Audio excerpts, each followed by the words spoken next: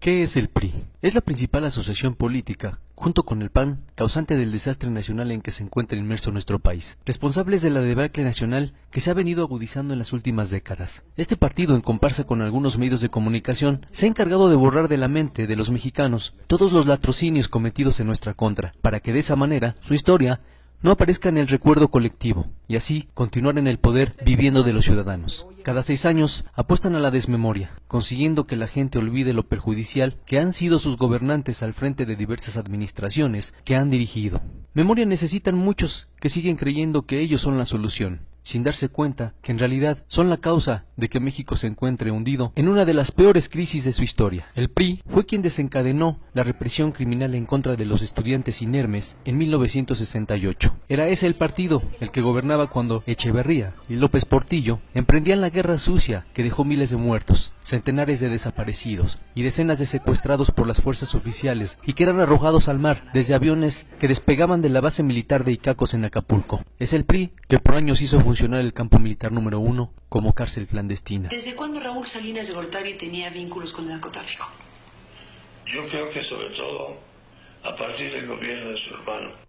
Durante el régimen priista se fraguó el asesinato de muchos periodistas como Manuel Buendía. Es el partido que abandonó a su suerte a la población damnificada y sin vivienda en los terremotos de 1985. Gracias al PRI, entre 1982 y 1989, el país vivió en una exasperante depresión económica. Gracias a este partido, los fraudes se convirtieron en prácticas rutinarias en las elecciones, principalmente en 1988 y en 2006. En la década de los 80, el narcotráfico infiltra al Estado. El negocio de las drogas comienza a crecer y lo hace con su protección. Gobernadores como Mario Villanueva y otras corporaciones policíacas hacen coalición con el narco. Existe gente como Joaquín Gamboa Pascoe, líder vitalicio, que dirigirá la Central Obrera hasta 2016, sobre pretexto de sindicatos que llevan a cabo prácticas antidemocráticas del corporativismo. El PRI permite que quien ocupe puestos populares se enriquezca, se embolse partidas secretas y realice negocios turbios. Ejemplo, la Colina del Perro construida por José López Portillo o el Partenón de Arturo Durazo.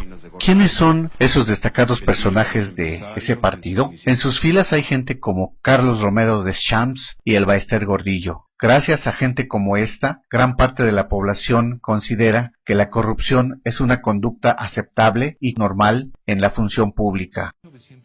El PRI desmanteló la propiedad pública en el marco de privatizaciones corruptas. Se impuso en el país el modelo económico que aún padecemos, generador de pobreza y de riqueza extremas. Desde entonces se diseñó la inclusión del PAN en el régimen mediante concertaciones, y aquella administración infame culminó con una serie de asesinatos entre los propios priistas. Colosio, Maciú, el PRI de Ernesto Zedillo y su infinita perversión entregó parte del país a intereses extranjeros. A ese partido se deben las masacres de campesinos, Aguas Blancas, El Bosque, La Libertad, El Charco, Acteal, entre otras. ¿Cuántas monstruosidades sindicales ha cometido gente como Joaquín Hernández Galicia, Carlos Longitud Barrios?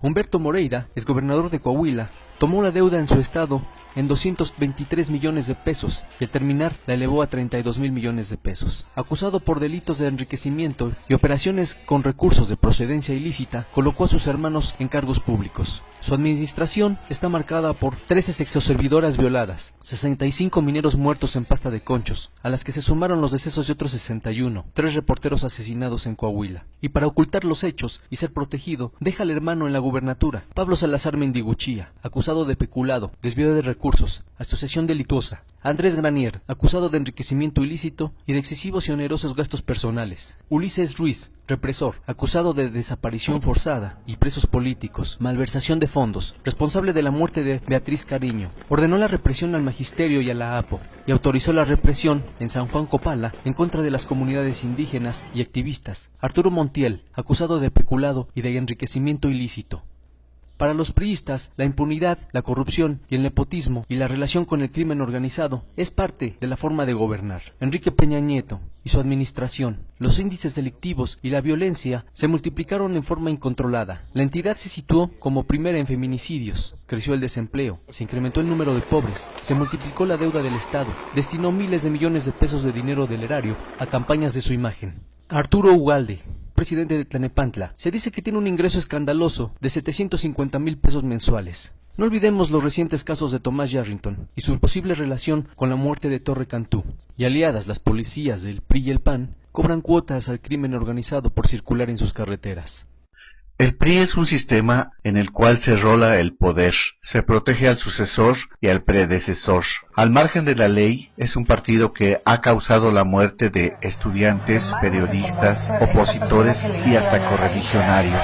Han desfalcado a la nación con rescates bancarios, entrega de paraestatales, han robado y desviado recursos del país por generaciones, desde Gustavo Díaz Ordaz hasta Peña Nieto. Ellos son quienes han promulgado leyes a modo y se han reciclado en diversos puestos de poder, corrompiendo jueces y efectuando fraudes. Y para disfrazar esta cadena de hechos, se hacen llamar el nuevo PRI. Mario Marín, el gober precioso, involucrado en el caso de Kamel Nacif y su famosa llamada telefónica, hizo mal uso de su poder en contra de la periodista Lidia Cacho por la publicación de un libro. La Suprema Corte de Justicia de la Nación consideró que no hubo violación grave a los derechos individuales de la periodista. Violaba la ley asignando obras directas y sin licitación.